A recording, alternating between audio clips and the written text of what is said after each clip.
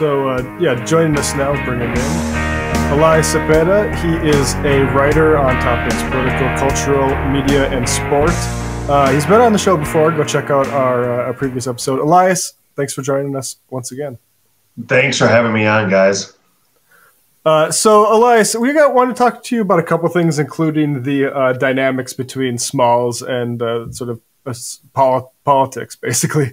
But first, you have a piece here. Let's hear it for the good guy, Aljamain Sterling. And I'm kind of in a sports mood. Basketball's in the first round of the playoffs. So this is a keen interest. We just had Waz on, so this may be a sports month. But what's interesting about all these stories is how much real sort of central dynamics to American exploitation you see in a lot of these things. So I'll just put this up here now for us. People can check it out at eliascepeda.substack.com. But I want to play before we get to this. There's this tweet here, and then you can help explain what we're seeing. So this is a guy, Stevie J Online, at UFC 273. The look of disgust and disappointment on Dana White's face when he noticed the winner on the scorecard is hilarious. And I'll just play this here.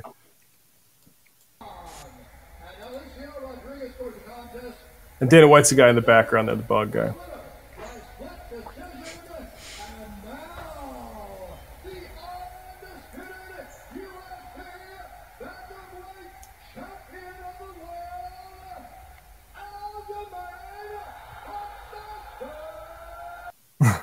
Okay. So, Elias, for folks who aren't UFC fans, that aren't sure what they're seeing there, explain it for us.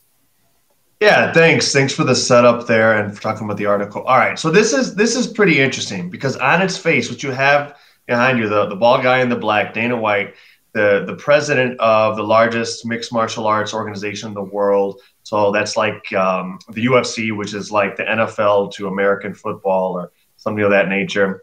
He gets a glimpse because this is a fight that went to a decision. So there's judges that are weighing in, and we're all waiting to see who won, Aljamain Sterling or Peter Yan. Peter Yan is from Russia. Aljamain Sterling is American, Jamaican descent. And they're both waiting. This is a rematch. There was a lot of bad blood. And Dana White sees a glimpse of what we're about to hear, which is that Aljamain Sterling wins by a split decision, meaning there's two judges that had him winning and one judge had it for his opponent. This was, again, a rematch of an earlier fight. And the reason this disgust is so noteworthy is that Aljamain Sterling, again, is an American, and you can see it right there. He's a good-looking guy, looks like an action figure, very marketable. What you can't see there is that he's super charismatic. Obviously he's fluent in English as opposed to his opponent, which opens up a lot of opportunities. He's also a really inspiring story. In their first fight, he won. The first fight between he and his opponent over a year ago, Aljamain Sterling won by disqualification because his opponent committed one of the most egregious and inexcusable fouls we've seen in the modern history of the sport. It concussed him. He was out. He had all sorts of issues, including an injury that required neck surgery. His doctors reportedly told Aljamain Sterling that he would never fight again, yet he gave his opponent, his cheating opponent, an immediate rematch, recovered from the surgeries, came back, defied, the odds and what medical experts said would be possible, and had a great fight, a really great fight, fought much better than they did in the first one. Certainly, in my subjective opinion, deserved the win. So you have an inspiring story here of a guy beating the odds, beating a cheater, a Russian cheater at that, right? In this climate, a dirty Russian cheater. And yet Dana White kind of mirrors the disgust we've seen all throughout this past year where Aljamain Sterling is the one getting booed. At press conferences, he's the one getting flack on social media. So it's really, really noteworthy, and one has to ask, why is that happening? Well, it actually fits into a pretty well-established pattern for all those that can read this type of thing, and that is, depending how you want to order this, right? Where you put the intersection of class and of race, you have a black UFC athlete who is outspoken, and not just outspoken, but outspoken historically in criticism of the UFC's labor practice. And the UFC, as opposed to the other leagues that you'll watch on ESPN, and on paper, and like where they have a broadcast contract with, has athletes that are not employees, that are considered independent contractors, despite having all sorts of requirements placed on them. They're not in unions or associations, athletes associations. They get a smaller percentage of overall revenue than do any other athletes in major organizations like the MLB or NFL or NBA. And we've seen this time and time again with the UFC, really, and Dana White in particular, not just showing little snide faces, but specifically rhetorically throwing athletes like him under the bus. We've seen him with John Jones. We've seen him with Demetrius Johnson, who they ultimately gave away for what the equivalent of a sack of potatoes, even though he was marketable enough to be sponsored by Microsoft and is arguably the greatest fighter in the world. We've seen him with Anderson Silva. These are all black athletes that I'm mentioning. We've seen it with Tyron Woodley, people that were outspoken against the UFC and were black. And so that's the kind of framing that I would put to it. Talk more about Dana White. Like, what's his deal? All right, so he's an interesting character. He first came on the scene with the UFC in around, I think, 2001, when two high school friends of his, Lorenzo and Frank Fertitta, who were heirs to the Station Casino of Nevada company, when he became president of the UFC, when they bought the UFC. Now, that itself is an interesting story because the UFC has been around since 1993. And they faced a lot of regulatory hurdles. They were operating really outside of regulation, not illegally per se, but without, in a gray area where athletic commissions hadn't really decided they needed to regulate them for a while. And then people like Senator John McCain, who was a big, let's just call him a boxing booster, came out on national television and called it human cockfighting, which is philosophically and grammatically an interesting phrase. I don't know what that means exactly, but the idea was that it was super brutal. And this is a counterfactual type of Western idea of mixed martial arts that we've seen disproven by actual science, even as early as like 2006, Johns Hopkins University, the study of deaths and serious injuries, and they found it to be a less dangerous sport in terms of head trauma, spinal trauma, and death than things like football, American football, even soccer and stuff like that. So it was banned from terrestrial or for cable television. And the old owners, one of the old owners of the UFC said, you know what, we have to run towards regulation. We need this to be sanctioned so we can have this stamp of approval. Let's change our marketing away from this underground thing and go towards it. So they went to one of the biggest, if not the biggest, athletic commission that you can go to for their seal of approval in the start of the century, the Nevada State Athletic Commission, and it was rejected. And one of the biggest, most vocal opponents of them becoming sanctioned at the time on the Athletic Commission was one Lorenzo Fertitta. When they got rejected, the value of that company went way, way down. Lorenzo and Frank Fertitta, his brother, ended up going in and buying it. He left the Athletic Commission after the value of the company had been dropped because of his own regulatory power. Purchased it. They put in their friend Dana White in as president, and they took over in, I think, 2000, 2001, if I'm not mistaken. Dana White was run out of, by his own reports and some corroborating stuff, was run out of his home of Boston because he refused to pay street tax to Whitey Ford, or was it Whitey Bulger, excuse me, back in the day. And he ends up then becoming close friends with people like Donald Trump to start getting things going in Atlantic City, in New Jersey. Lorenzo Fertitta, all of a sudden the UFC with Lorenzo Fertitta and Frank Fertitta as owners had no problem getting sanctioned in Nevada, so they started being able to be regulated again. Dana White's personal friendship with Donald Trump continued. He endorsed him publicly, even gave speeches, at least at the 2016 Republican National Convention. His partners at the time, Lorenzo and Frank Fertitta, the owners who put him in, Station Casinos, which they own, is one of the most anti-union casino companies in Nevada. Many of the biggest casinos in Nevada, these aren't like nice organizations, but they do business with unions, right? And their people down from the housekeepers up, they're unionized. But Station Casino has always fought that. which actually created a really interesting situation out in your neck of the wood, Matt, when the UFC tried to get sanctioned in New York. We had the culinary workers union oppose it big time, and they didn't really care about mixed martial arts per se, but it was a proxy battle happening against station casinos at the time because of stuff happening in Nevada. That ownership left. They sold for billions upon billions of dollars about was it 6 years ago, 6 or 7 years ago, and now they're part of what's now a publicly owned company, which is headed by Ari Emanuel, brother of our former mayor here in Chicago, where I am, Rahm Emanuel, and supposedly the basis for all sorts of fictional heroes that we've seen on shows like Entourage. And although they certainly do business with guilds and unions because they represent a bunch of like Hollywood clients, they really like the margins, the profit margins that this company that they purchased had, because the athletes, the labor in this instance, have such a low percentage of revenue share of the revenue. And they also get a lot of their costs underwritten now by their broadcast partners, now ESPN, previously Fox Sports, where I used to work, and a bunch of other corporate 500 and corporate 100 companies that the athletes don't get any share in, or when they do get shares, it's not any type of it's not a structured deal that they had a seat at the table at. So Dana White in particular has always been part of this anti-labor ownership. He is used as kind of a bludgeon against the fighters, even though he's a promoter.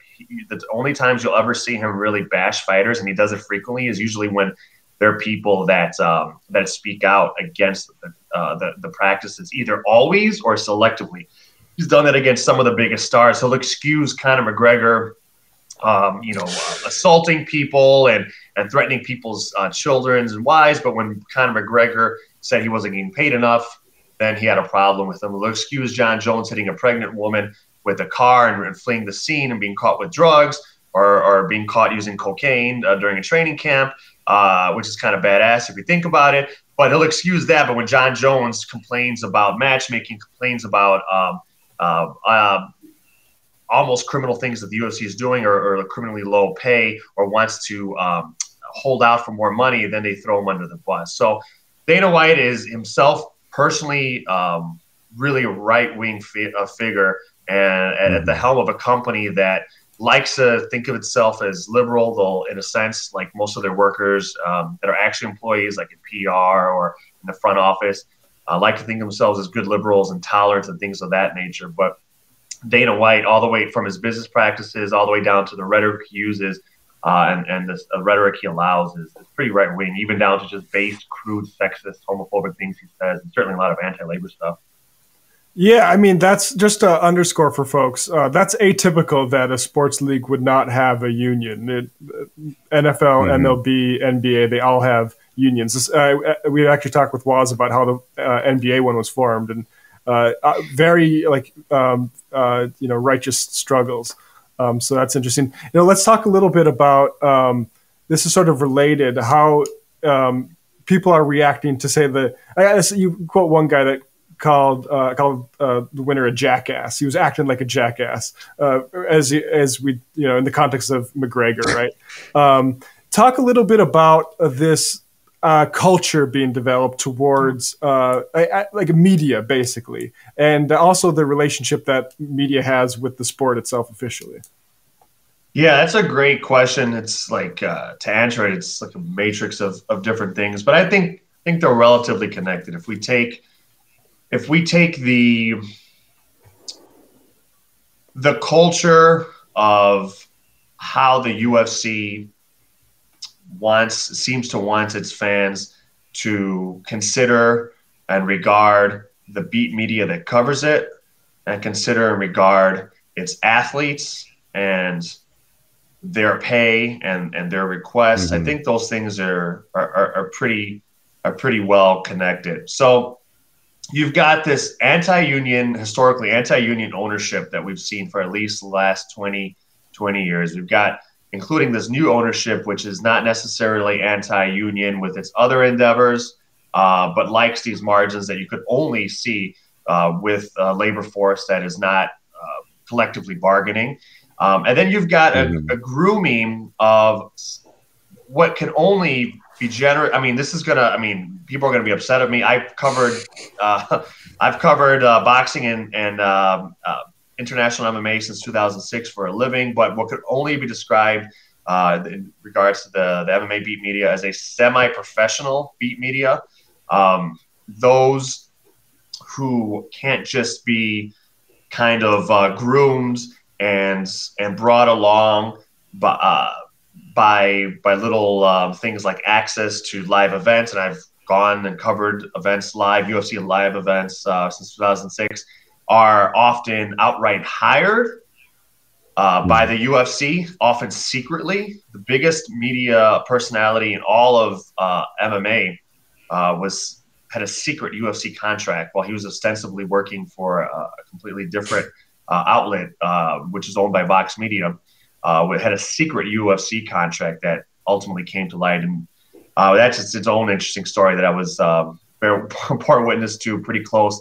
They're also just bribed some of the biggest names in the sport secretly as well, either by flying them out, paying for them to cover events, or co-opting their media outlets that they represent with ad buys or underwriting expenses secretly, some of which is entirely legal, but dubious. So you've got a pliable press that is browbeaten in what they usually treat as an access kind of based coverage sphere. So most of the media likes to get their quotes and their information, as do a lot of other beats. You'll see this in city councils everywhere. If you've got a strong executive that likes to browbeat, on one end, browbeat the media and humiliate them in front of their colleagues. Literally, Dana White does this. Chicago mayors do this. Press secretaries and presidents do this.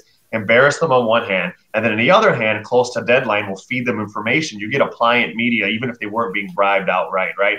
You set the tone, even if they weren't kind of like self-selected to be like right-thinking individuals, as Noam Chomsky talks about. You've got a pliant media that is really willing to, especially as the sport grew and became really hot, and there was money to be made, willing to advance whatever narrative, eager to advance whatever narrative was kind of fed to them. And they also, again, the semi-professional part, not that professional media covering other beats in the world are immune from this, but they just really lack in a lot of critical thinking. They hadn't, most of the media covering fights haven't covered other things. And so they really don't have a sense of where they should be, some basic journalistic principles and where they should be questioning.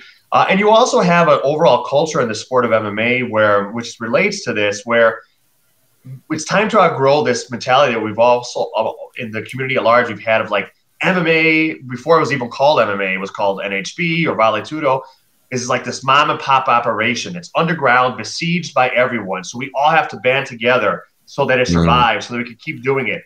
And that's cool, but unhealthy attachments to some of these authority figures and this idea that we're all in it together kind of lead to a press and fans not being willing to question the authority figures that happen to be tamping down on labor rights. And then it's a microcosm of what we've seen in a lot of other sports, where the athletes, who some of them might be millionaires, are framed as greedy, but the billionaire ownership, they're the ones being taken advantage of. We see this in a lot of sports. I think we see this exacerbated when the athletes are black, and sometimes you see this in with the way that people discuss the NBA, like in the 70s, or before the new collective bargain, or the new like salary cap in '98 in the NBA, like when Kevin Garnett got a big contract. We see all this talk of a coded language of entitlement and stuff like that. And while we don't have majority black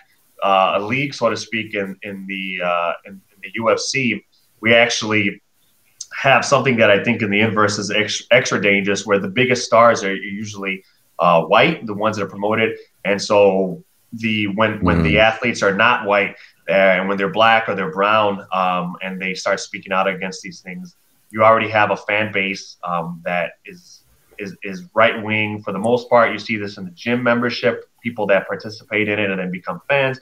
the people that like Dana White himself, because he's promoted himself as a star more than any other of the athletes, arguably.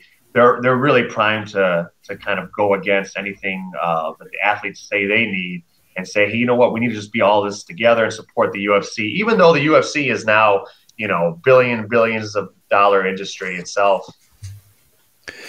Could you talk a little bit, just for folks who might not be familiar with how this all works? Because I really liked what you were saying about how there's a kind of, small business, or as, mom and pop businesses like to say, we're all family, right? Yeah, that's right. Kind of mentality in the sport. I mean, could you talk about, some of like the particular labor issues that, are extra striking, and maybe if you have any examples of some of the things that maybe Sterling has sort of tried to bring to attention to that's created this backlash?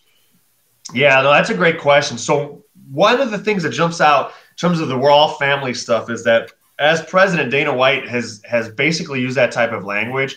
And he has said explicitly, and different labor struggles have come up with certain athletes trying to negotiate for new contracts. He basically says explicitly he doesn't like athletes having managers.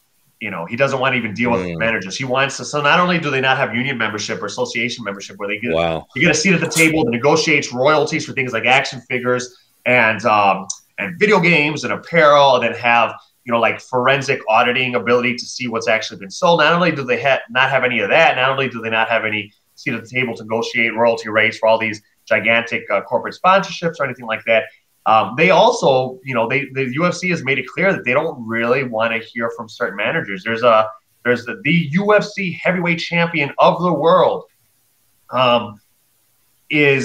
was actually put in a scab fight. There's a lot of these scab fights, especially happening in the last few years since the new ownership took over, where a reigning champion can't come to terms with the UFC on either the timing of when they're going to fight, how much they're going to fight for, and the UFC, because they have their own belts. They basically serve as their own sanctioning body when it comes to titles, not in terms of athletic commissions and things like certain things, although they effectively sanction themselves with drug testing. They do the same with titles, something which is illegal against federal law in boxing, according to because of the Ali Act, which I think passed in 2001.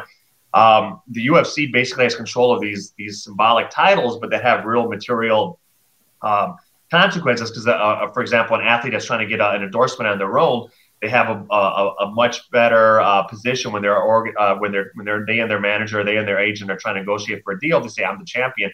So in any case, they've been putting on these fights. There was the previous champion before this guy, Francis Ngannou, couldn't come to terms with the UFC on when he was going to fight next. Like, I'm injured, I can't fight now. How about we fight then? The UFC said, no, screw you. We own the titles. We're putting what's called an interim title bout together. So they effectively strip him of this, right? No sanctioning body overseeing it. They just do that. Francis Ngannou gets put in. They market him in a very stereotypical, one-dimensional way as a scary, gigantic black monster. He's a terrifying and amazing, like terrifying in terms of his fighting ability, a really warm guy in reality, but just a really amazing knockout fighter. They put him in there. He wins. Then all of a sudden he says, you know what? I want to like control my schedule when I fight and for how much I fight a little better. And the types of, I want to get a percentage of the pay-per-view. And they said, you know what? No, we're not going to do that. You have to fight at this time against this person. So the UFC controls the time you fight, who you fight. There's no rankings that determine automatic contenders. The UFC has its own official rankings that they use. Actually, the people that vote for the rankings are media members that they choose. Years ago, I turned down a spot on that because I thought it was a fraught situation. And then they, even when the media, for example, has certain people ranked a certain place, the UFC can come in and unilaterally switch things up. They've done this with Nate Diaz, a big star, when he was negotiating. They just dropped him from the rankings, contrary to the old rules that were supposed to govern it. So Francis Ngannou now has found himself, they took his title away. He came back, he fought, he won it, and now they're taking it away and doing another interim battle. Francis Ngannou, I say all that to say this, Francis Ngannou is represented by one of the biggest, an agent that is not just a manager, but a licensed agent who works for one of the biggest agencies in Hollywood. And Dana White has come on explicitly, another black man, by the way. Francis Ngannou is black, and from the African continent, and his agent is a black American. And Dana White's saying this guy doesn't know what he's talking about, and Ngannou is not well served by this representation. They do that a whole lot. Now, some of the issues that come up are things like, when do I get to fight? The doctor says I'm injured. I can't fight until this point. Who do I get to fight? I don't want to fight this guy. I want to fight this guy. Do I get more money, not just in base salary? The UFC fighters typically get a certain amount of money in their contracts to show, and if they win, it's oftentimes doubled. So it's a really, really precarious position they're in. Some of the top fighters negotiate to have a percentage of the pay-per-view. Their biggest fights are put on a pay-per-view basis, where you pay like a really big fee as a fan to watch a certain card, as opposed to the ones that are offered on cable or streaming services. So they have no real control over that. Fighters have left, including like this one guy, Quinton Rampage Jackson. He left mad because he said, you know what, I haven't received a single dollar in royalty check. And I'm one of the biggest stars. You sell action figures with my name. I'm in video games and all, you sell gear with my name on it.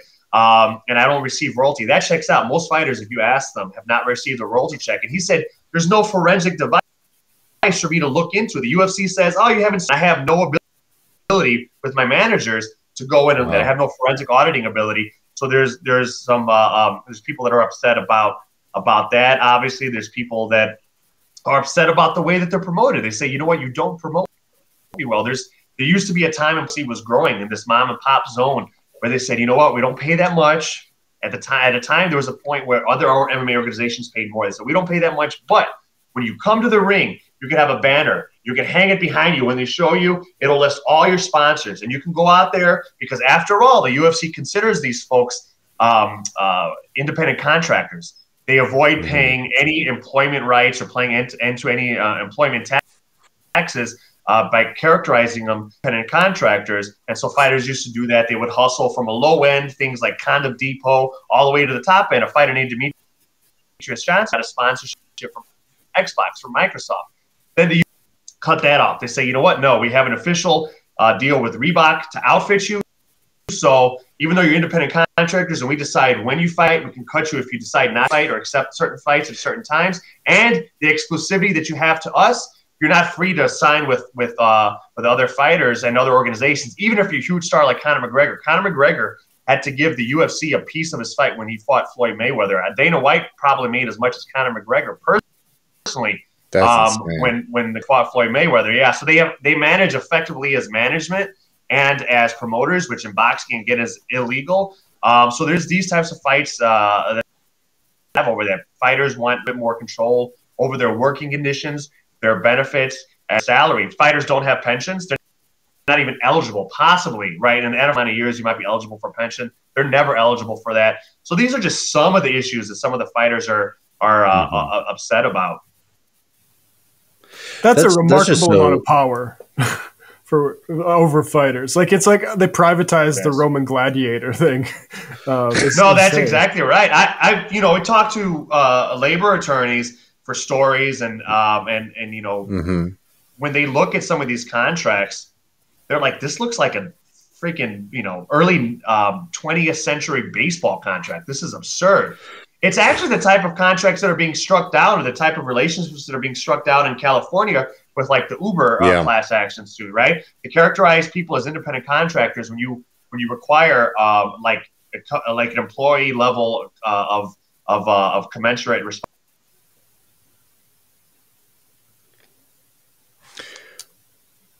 Oh shoot! Looks like I might have frozen him. Well, maybe while you're figuring that out, I mean, I was just like, I'm no employment lawyer or anything like that, but basically controlling what people wear when they fight, right? Basically controlling their schedule, controlling whether or not they're able to, display their sponsors, whatever. I mean, in any other context, that would be, regarded as, as an employee, right? Like if you have to wear a uniform that is given to you by your employer, I mean, you are an employee.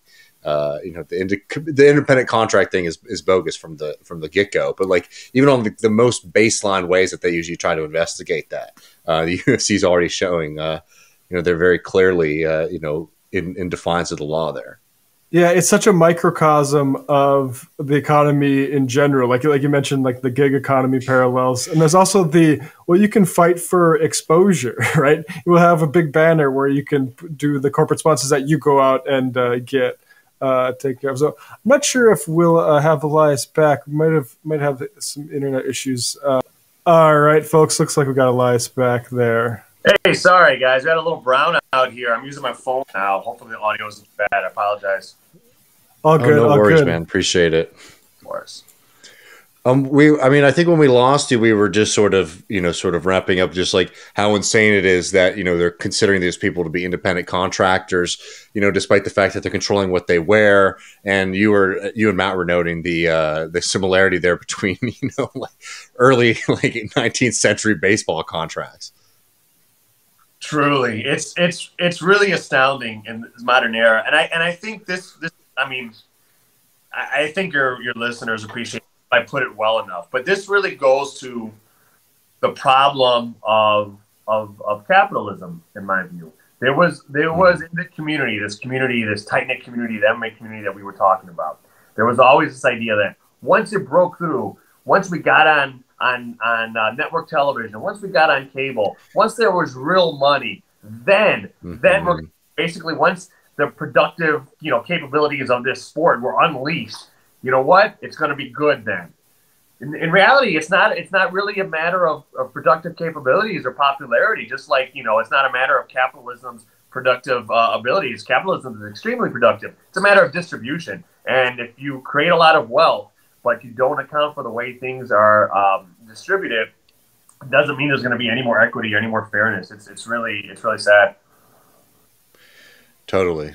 I mean, I tell people all the time, I mean, media, obviously people aren't fighting, but people who try to get into like journalism in these kind of contexts, it can be tough, especially people trying to get into like left stuff, because, it is true that a lot of these publications and organizations, they don't have a lot in the ways of funding, right? I've had to do work for free in the past, and, sometimes that sort of panned out for me in the future, but more often than not, it didn't. But it just like, I don't know, it was like a bit of like personal advice. Like, you got to be really careful about these things, because even when the money starts rolling in, it always has a funny way of never finding the people who were promised, that they would be taken care of on the back end.